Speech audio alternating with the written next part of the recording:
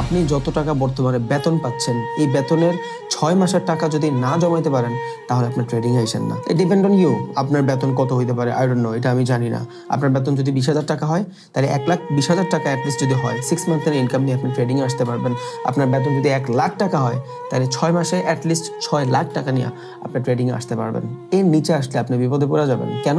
Because 6 মান্থের টাকা যদি আপনার কাছে মোটামুটি স্টকে থাকে, তখন আপনি এটা লস করার প্যারা আপনার ভিতরে থাকবে না। অনেকে ধার দেনা করে ট্রেডিং শুরু করে।